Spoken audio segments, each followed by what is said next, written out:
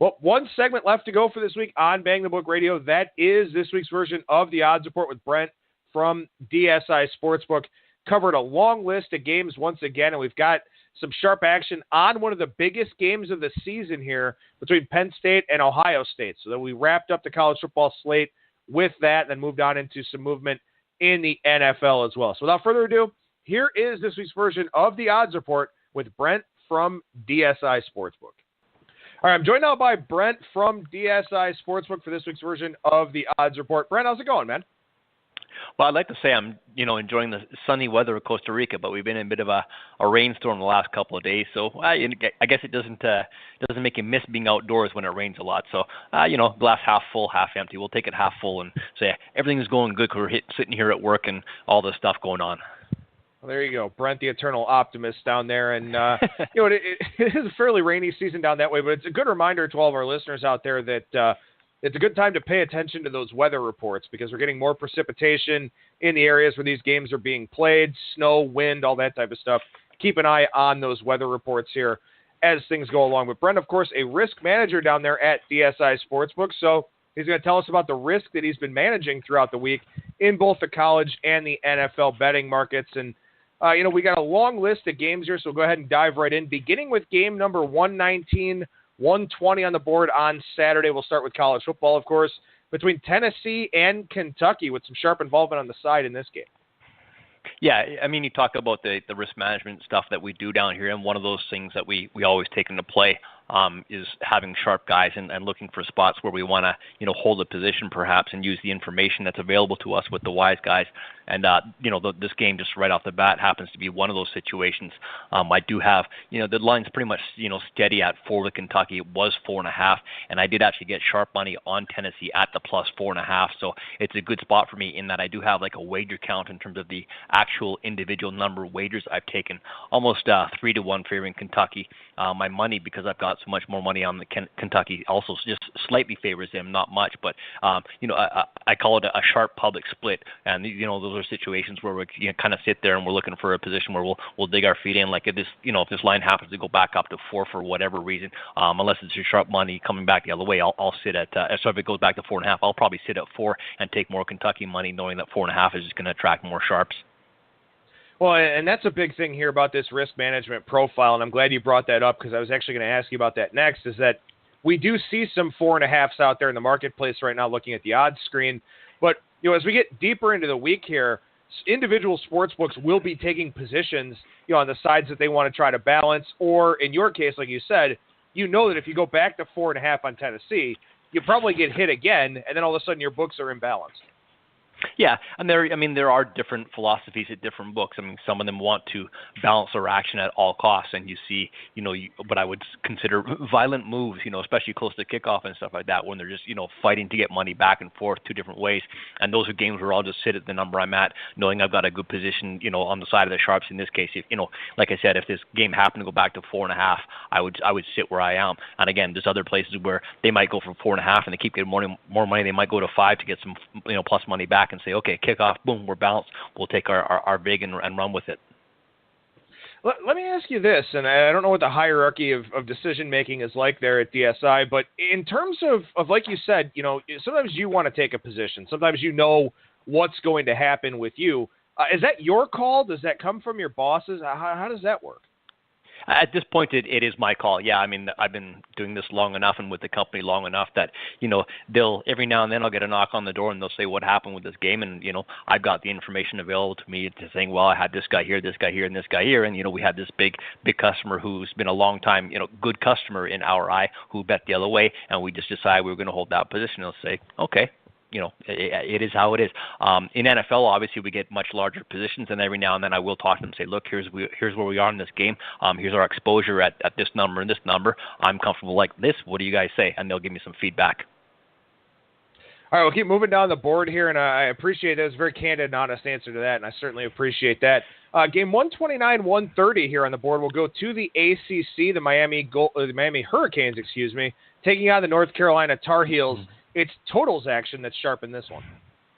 Yeah, it's I guess a forgettable season for North Carolina so far. They're probably looking forward to basketball, but we still got football action here with Miami, Florida, as a 20-point favorite on the road at North Carolina. The sharp action I took on this one is the over. They came on the over 51. We're up to 54.5 right now. 54 and 54.5 are pretty much market wide across the board. Overs are never a great spot for us, especially you got a very respectable top ranked Miami team sitting here at 6-0, coming to play a team like UNC. So the tendency would be, Miami's going to crush them and the over. And so I've got public money on the over as well. So whenever I have sharp and public money the same way, that's never a good spot. So you see the 3.5 point move from the 51 up to 54.5 where we are right now. And it's been a forgettable football season for North Carolina too, because they've got like 15 guys that have season-ending injuries. So this is a team that's really digging into that too deep here so far this year. Big-time game. It's a shame that this one's a noon kickoff because people will probably be running errands and all that type of stuff here. They might miss this one. Between Oklahoma State and West Virginia, game 143, 144 on the board. I imagine in terms of noon kickoffs, this one's got some pretty good money for you. Yeah, this has been a very very heavily wagered game, which is great. There's quite a few to this weekend coming up. Some big games. Michigan State Northwestern's even got a lot of action. The Pac-12 with Washington, UCLA, of course Notre Dame always gets a lot of action. So got a lot of games this week with lots of action that we're looking forward to having a good weekend with. This game here, Oklahoma State. You've seen the line move, of course, go up on Oklahoma State, and that was sharp money that came in on Oklahoma State. Much like the Tennessee one, this is a game where I've got a lot of money, but not a bets, I'll say, the other way with West Virginia. My count, again, it's almost like 3 times as many bets on West Virginia. And my money slightly favors West Virginia, but very, very close to even. And again, the sharp money was at -7, -05. So again, our count can be one way with West Virginia, and our money very close because, again, the sharps generally tend to bet, per wager basis, a lot more money. So -7, -05 is where that came in. 7.5 across the board with Oklahoma State. And again, the -05 is a really big key there because whoever bet this game may not have bet 7.5 flat or 7 flat or 7 -115. That juice really does matter. So in that respect, Brent, did you go from 7 -05 to a 7 -15, or did you go right to 7.5? No, I did go from the 7.5 to 7 -15 just to see what was going to happen, and kind of the market went with me and kind of dictated at that point where my next move was. Again, I can kind of make smaller moves when I know the public's going the other way, and this is a case where I've got money on West Virginia coming in from the public, so I figured if that was going to trend that same way. But again, just the bigger bets that come on Oklahoma State because the sharp money kind of just that made my decision easy. And again, following the market in terms of looking at everyone going to 7.5 all at once is like, okay, you don't want to be left behind and attract more sharp money at a better number. All right, we'll slide down just one spot here on the board by rotation number. That's game 145, 146. Indiana taking on Maryland. Not really a premier game here in the Big Ten, but again, sharps find value wherever they can, and they've found value on the total for this one. Yeah, this one I've got sharp action on the over here. Again, as the public tends to bet over, so I've got sharps and public going the same way with the over on this game. The difference usually is the sharps getting the better number. This case right now we're at 52.5. The game with Indiana's a 4.5 point favorite at Maryland, but the sharps came in on this one on the over at the over 49 is where they played this one, Adam. Again, we'll slide down just one spot here, but we'll go back to the ACC game 147, 148 on the board. The Duke Blue Devils take on the Virginia Tech Hokies. Hokies laying about 15.5 or 16 out there in the market, depending on where you look. But, hey, sharp guys finding value on this one as well. Yeah, this is. It's been so far through the games we've talked about. This is another one that I like positions like this in games like this when you've got the sharps going one way and the public going the other way. Now, this line move has been downward trending. It did open at 16.5 and got bet up by the public to 17.5. Sharps came in on Duke at that point, grabbing Duke plus 17.5, and we're down to 15.5 right now. Real strong wager count favoring Virginia Tech. I know they're sitting at 16-1. 6-1 with and they're one of the top ranked teams right now. Top 15 around there. So a lot of support for Virginia Tech from the public. My wager count is almost 8 times favoring Virginia Tech, so that's a lot of wagers their way. My money even right now slightly favors Virginia Tech, but I've got the sharps on Duke, so I'm going to ride with those with Duke as well. And again, it's one of those spots where I could go up to maybe to 16 and kind of see if the public will keep laying it without the sharps coming back the other way. It's kind of like a cat and mouse kind of thing. Like you definitely want to make the public lay the highest number possible, but you don't want to give anything away to the guys who are going to jump in on Duke. So if you could, probably I could maybe charge 16.5 on West Virginia with the public, and they'd still lay it. But I'm sure at that point I get sharp money back the other way, which I don't want. So do you feel like this one's going to kind of sit there? I mean, do you think that this one swings either towards 17 or toward 14? I think it's probably going to bounce between 15.5 and 16, just from what I've seen. I think anything like 16.5, I think the sharps will still grab Duke. All right, we'll move down the board here to the Mountain West Conference game, 157, 158. One of the most significant line movers here of the week between New Mexico and Wyoming. Yeah, and it's never a good spot for us when you see a line move as much as this one has. I've got a wager count favoring New Mexico. I've got sharps on New Mexico, and I mean it was a great grab for them. Obviously, the sharps getting New Mexico at the +3. This line's all the way up to -2 right now. They're on the road. You kind of take small solace, I guess, in the fact that you're looking at a road favorite now. And there's an old betting edge where a small favorite becomes a small dog. There's value there, but when the sharps and public are the same way on New Mexico, it's probably not the most comforting spot for us. And again, +3 is where they grab New Mexico here, and New Mexico is now a 2-point favorite. All right, move down a couple spots. Game 161, 162. San Jose State and BYU. There is no bigger dumpster fire in college football this year than BYU, a team that generally has pretty good results. This year, not the case at all. We've seen some money come in here on San Jose State in this one, but as far as the sharps over at DSI go, they're focused on the total. Yeah, I mean, I've got over money on BYU. Last week, I think we had over money on BYU again with the East Carolina, I think that game was, and it looked like, I mean, it was just a whole ton of field goals, and I think they still ended up around 50 points. And the over, I mean, sometimes you lose a bet, and you kind of look at it and say, I still feel like I was on the right side of that, and I think the sharps were probably right on that one, but they have come back one more time on the over. Over 46.5 is where they got involved on this game. I'm up to 51 right now, so I've got a wager count of the public being involved on the over, which, again, is no surprise, public betting the over. Wager count almost 3 times favoring the over there. So I've got sharps and public on the over. Again, we're up to 51 right now, but 46.5 is where the sharps came in here. All right, we'll keep moving on down the board. We got another total here in a real ugly game between Louisiana Monroe and Idaho. Game 165, 166. A little bit of fun belt action in this one. And like I said, sharp action on the total.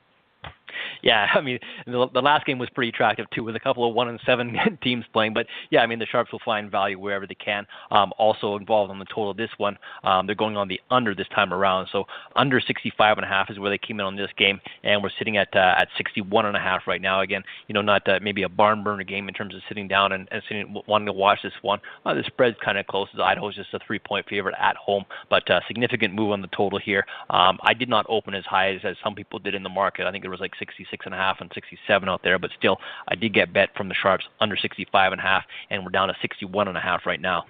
Well, as we move to the Pac-12 here and look at game 177, 178 between Utah and Oregon, listeners that have been with us over the last few weeks can probably tell exactly what's going on with the sharp money in this game. Yeah, I mean, it's almost, we don't even need to talk about Utah or Oregon totals anymore. It just seems the Sharps have really pegged them all season long as a team that they've been betting under. In Utah, if you look at their history, I mean, they're pretty much a strong under team as well. If you go back to the last 10 games or so, they're probably a strong trend towards the under as well. And this one, again, I've got sharp money on the under. They came here on this game under 53, sitting at 50 pretty much market wide right now. So that's like, a full 3-point move there. And just, like I said, I mean, just Oregon, it seems like you've got the kind of the mentality of the offenses that they've had in the past, and that's why I've got a wager count of almost 2-1 favoring the over in terms of the actual individual number of bets I've been taking. So I've got a lot more bets on the over, but I've got more money on the under because of the sharp money that came in. So this is another game where I've got the sharp and public split, and again the trend just with the sharp seems to be pegging Oregon under games for quite some time now. Well, and this is a good one. I mean, when you start getting under money early on in the week with a team like Oregon that, obviously is down offensively this year, and people that have been paying attention know that, But still, there are going to be people that blindly come in and bet the over in Oregon games. So at least you're in a good spot here with this total as opposed to some of the other ones that we've talked about here thus far. Yeah, I'll let you know, Saturday night when this one's over. All right, we'll move on down the board here to game 189-190 in Conference USA. The Old Dominion Monarchs take on the North Texas Mean Green. An interesting little game here. Interesting little game, yeah. I mean, not a dramatic line move either, but the line has gone down. North Texas was a 12.5-point favorite. We're down to 11 right now. And the sharp money did come in on Old Dominion. And North Texas, I mean, I'm surprised that I've got such a high wager count favoring them. The count is almost like 8-1 favoring North Texas. Just kind of a strange spot to have such a strong count one way. But the public is betting North Texas at home. Like I said, we're at minus 11 right now. And 12.5 is where they came in Old Dominion. You kind of think, 11.5 or 11 and 12. What's the difference kind of thing? But it is what it is. The Sharps took the plus 12.5. So this is.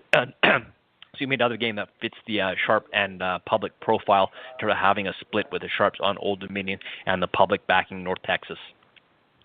Now, this is an interesting one. I want to talk about this for a second here because Old Dominion last week when they played Western Kentucky, it was a weeknight game, and we saw late movement on Old Dominion. I think that number closed down around 7. It was up in the 9 or 10 range throughout the week for the most part. So you see some game day money coming on them last week. Here you're seeing money a little bit earlier in the market. Obviously, it'll probably depend on what happens with this game and how this one plays out. But do you feel like that has a carryover effect in the next week where maybe you shade the Old Dominion line down a half point or a point, something like that at open? It's tough because, I mean, again, in a spot like this, it's really a good spot for us in that you've got, all the public money going the other way with North Texas. So it's, you can't, it's tough to say. I mean, other than like certain trends that you notice with, like the Oregon under that we just talked about, for example, stuff like that. It's tough to gauge week to week how a team's going to be bet or how a game's going to be bet. It's just, you really just go out there thinking what's number that I can put up that's going to get me, two-way action, and you throw up and hope you're close enough that you don't have to move your line too much. Again, the less you end up moving your number, the better off you are in terms of your whole percentage. All right, we'll stay in Conference USA and actually talk about Western Kentucky here for a second. Game 197-198. The Hilltoppers, a home dog to the Owls. Yeah, Florida Atlantic at Western Kentucky here, and we're sitting at -7. There's like -7, -115 out there now. I think there's some books touch 7.5, but we're at 7 -115 right now. And sharp money came in on Florida Atlantic -6 is where they came in there. Interesting enough too that I got kind of a strong wager count favoring Florida Atlantic. Again, it's not two teams that you expect a whole lot of public action to come involved in, but I do have a wager count almost 4-1 favoring Florida Atlantic, which is quite high for a game like this. So I've got sharp and public money both on Florida Atlantic. And again, sharps came in though on the -6, and we're at 7 or 7 -115 right now. All right, well, I know that generally we talk about a lot of bad games, or at least games that are perceived to be bad out there, largely group of 5 conference games. That's because the sharp guys find more edges in some of those games, in some of those smaller conferences. But here with game 205-206, we've got a heavyweight title fight at Ohio Stadium in Columbus between Penn State and Ohio State. And there is notable sharp involvement on this game.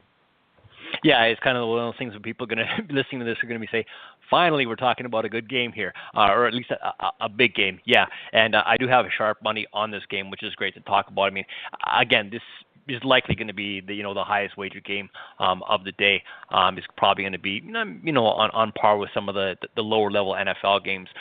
Again, put Penn State at Ohio State. Now we're sitting at 6.5 right now. There are some 7s even across the board right now. I was actually using 6.5 -115.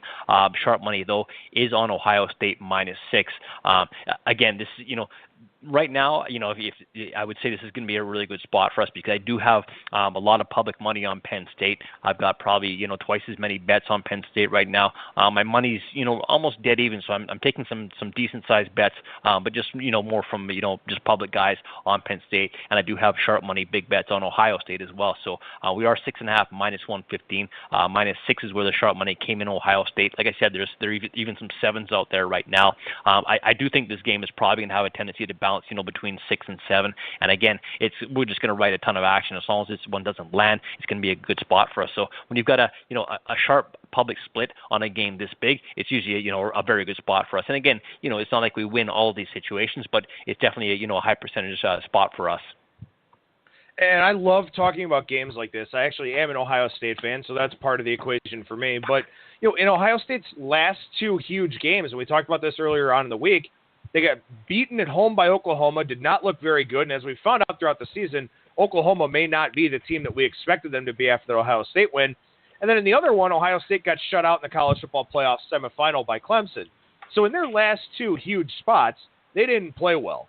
Penn State, in their last two huge spots, had that back-and-forth Rose Bowl against USC, which was one of the best games we've ever seen, and then blew out Michigan last week. So I was very curious to get your thoughts on this game. I'm glad we had some sharp action to talk about, but that public split was what really intrigued and interested me, and it's not surprising to hear that it's on Penn State, but maybe to the degree that it's on Penn State. Yeah, it's interesting. Yeah, you touched on all the kind of stuff that's happened this season and with these teams and how they've done and stuff like that. It's a great spot. It really is. Because I think there's still a lot of unknown with both of these teams, and the fact that Ohio State is at home obviously is a strong spot for them. And it's really. It's tough because you can't just sit back and say, if Team A beats Team B and Team B beats Team C, then therefore Team A beats Team C. It just is how these teams match up, and again how they play on the day of the game. So this is going to be, everyone's going to be watching this game. It's going to be a great game to watch, I think, and looks like as of right now, it's going to be a good game for us as well. One other element I want to ask you about with this game, and then we'll flip over to the NFL, is that it's a 3:30 kickoff, and a lot of times we see these marquee games moved into prime time so that ABC can have them or one of the other networks that's out there. In terms of Ohio State's home field advantage at the Horseshoe, would a move from 3:30 to 8 have made any difference in terms of how you quantify their home field advantage in the line? No, not necessarily. No, just the only thing that kind of advantage that gives us is just in terms of more time to write more action, really. It means so many people are going to be involved in this game, no matter what. So, the timing, again, the later the games and the more marquee the matchup, the more primetime matchups you get, you do get more action, on those kind of games. You see that with USC games a lot, just as an example. So the later they move these games, and definitely they are kind of more attractive spots for us in terms of the handle we're going to do. But in terms of, moving the number, it doesn't really affect us at all. All right, we'll move over to the NFL side here. Lots of sharp totals action in the NFL for the 5 games that we've got listed. Also a couple of spreads that we'll talk about here. Beginning with game 253, 254 between Chicago and New Orleans. Sharp action on the total for this one. Yeah, I've got sharp action here. And again, Chicago, if it weren't for the defense, I don't know. It seems like they've had haven't had a whole lot of business winning the last couple of games. Here they are at 3-4. They've won 2 games in a row. New Orleans is one of those teams where the public seems to be always betting the over on the Saints games, and they have for years and years. So this spot is one of those games where I still do have more wagers on the over. And again, it's just the public doing what they do in terms of betting the over. But I do have sharp money on the under this one, and they came at under 50. We're 47.5 right now.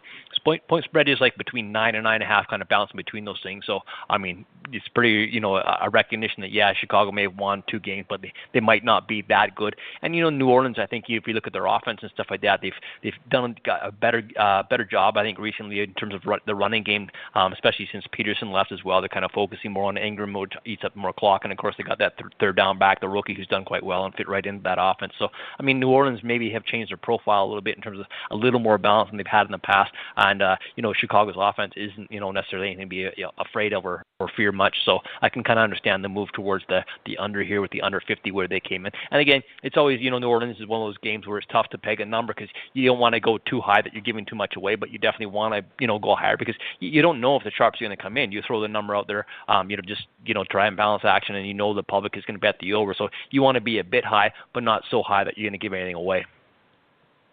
Well, that's what I was interested about is, New Orleans is going to get theirs generally with Drew Brees and the good offense that they have, but Mitch Trubisky's got like 12 completions over the last 2 games. So are you still expecting public money on the over?